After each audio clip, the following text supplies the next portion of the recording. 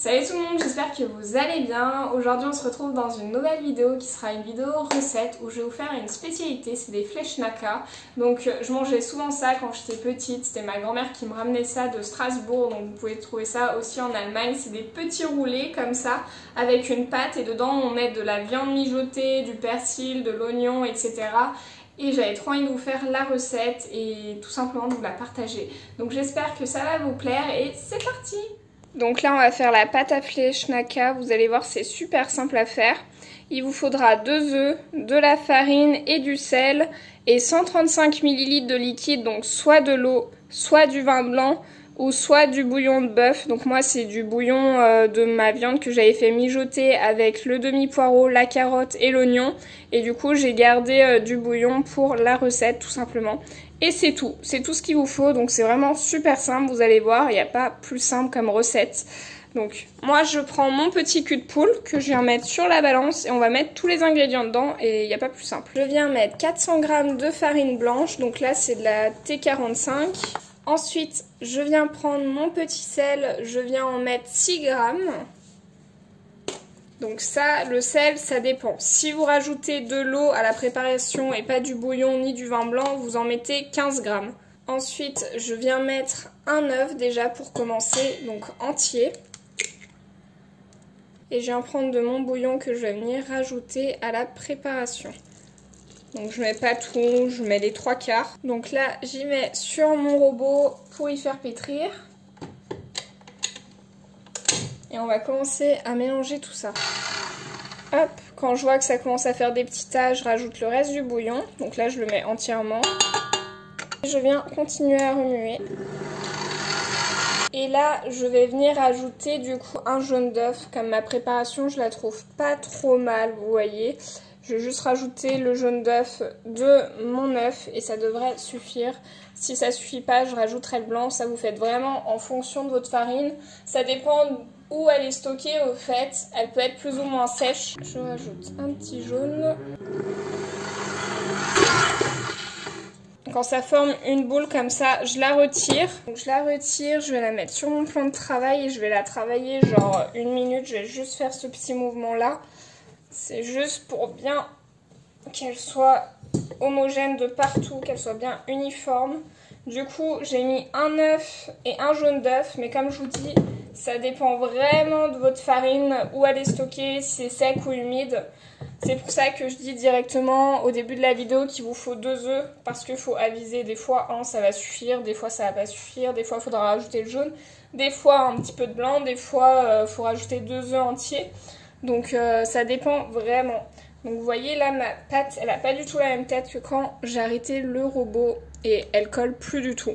Donc c'est bien de faire ce petit mouvement pendant 1 minute. Ça permet de la rendre encore mieux.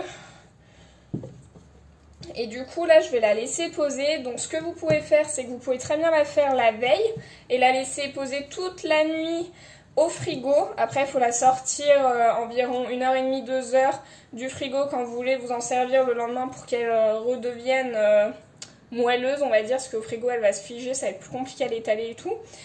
Ou alors vous la laissez reposer minimum 1 demi-heure à température ambiante, voire 1 heure, c'est vous qui voyez.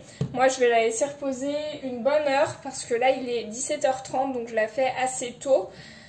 Et du coup voilà, on a notre jolie pâte. Je vais la laisser dans le cul de poule par contre, comme ça elle repose tranquillement. Du coup là on va faire la farce. Pour la farce, il vous faut de la viande qui est déjà mijotée. Donc moi je l'ai fait mijoter il y a 2 jours. Donc tout simplement je l'ai fait mijoter dans 1 litre d'eau avec du sel, une carotte coupée en 4, un demi-poireau et un oignon coupé en 2.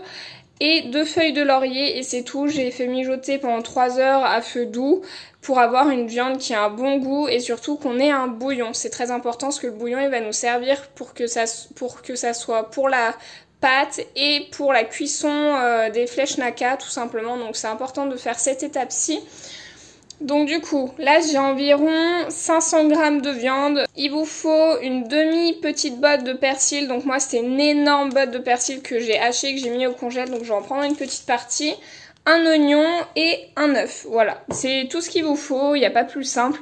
Moi j'aime bien rajouter un petit peu de carottes mijotées pour dire qu'il y a un peu plus de légumes dedans et ça donne un petit goût en plus. Ça c'est vous qui voyez, mais c'est vraiment facultatif, c'est ma petite touche à moi. Pour commencer, on va hacher l'oignon.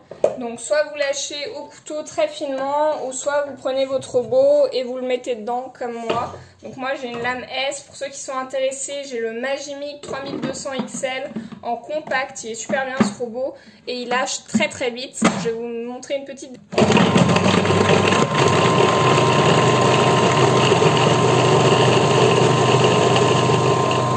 Voilà, en 2 secondes c'est fait, ce robot il est vraiment super bien. Si vous recherchez un bon robot de cuisine, celui-là c'est une petite pépite, hein. Clairement il n'y a pas de... Donc là j'ai remis la lame en S, je vais pas nettoyer le robot parce que voilà quoi, c'est des oignons. Et je viens mettre ma viande, hop, avec les petits bouts de carottes, je mets tout dedans.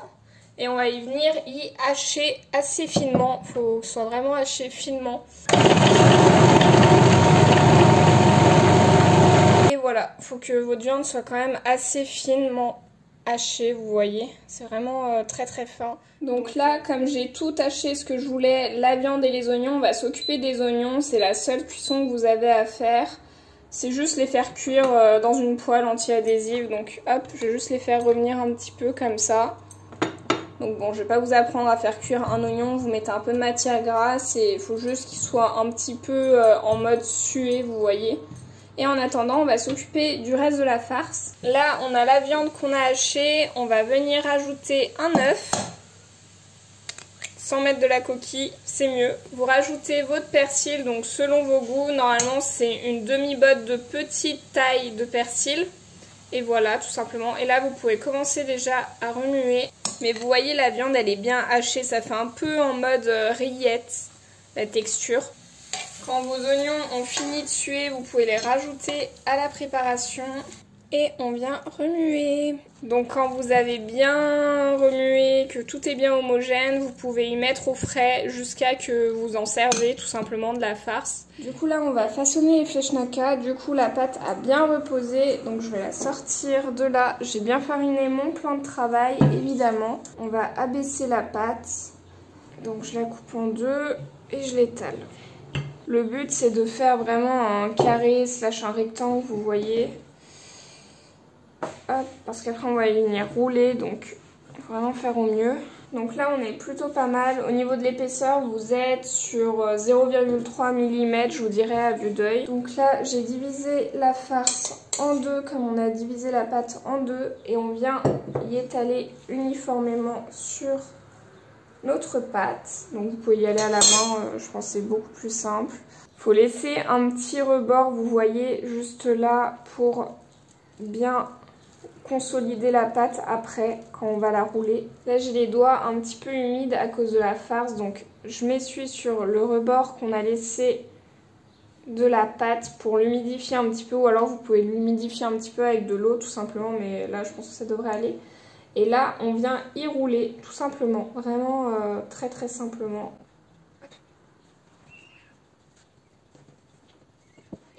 Donc là, je vais le mettre sur un plateau et je vais le mettre au frais en attendant qu'on fasse le deuxième. Donc là, quand on a fini de faire nos tronçons, on va tout simplement... Donc ce qui est bien aussi, c'est de faire ça. Pour que les tronçons ils soient un peu plus larges, vous voyez. Hop, soient plus condensés. Et j'ai coupé des bonnes tranches. Du coup, voilà à quoi ça ressemble à l'intérieur. Ça doit faire un joli roulé comme ça. Et on fait pareil. Du coup, la même taille avec les autres. Je dirais entre 4 à 5 cm. Enfin, vous voyez un petit peu. Quoique, je suis peut-être un peu marseillaise. Je pense que ça fait 3-4 cm. Du coup, quand vous les avez tous coupés, vous les mettez sur une planche, sur quelque chose. Farinez-les un petit peu pour pas que ça colle au cas où. Hop.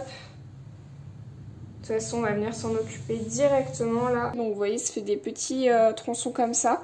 Et on va les appuyer très légèrement, vous voyez, délicatement, entre deux mains pour les étaler un petit peu. Donc là, je fais chauffer un petit peu de matière grasse. Donc j'ai mis de l'huile d'olive, vous pouvez mettre du beurre, de l'huile de tournesol, enfin vous faites comme vous le souhaitez. En attendant que je les fasse à la poêle, juste dorées, je vais préchauffer mon four à 180 degrés, chaleur tournante. Soit vous prenez une pince, soit vous y faites comme moi à la main, on y retourne. Voilà, l'huile est bien dorée. Du coup, quand c'est doré, vous pouvez les retirer.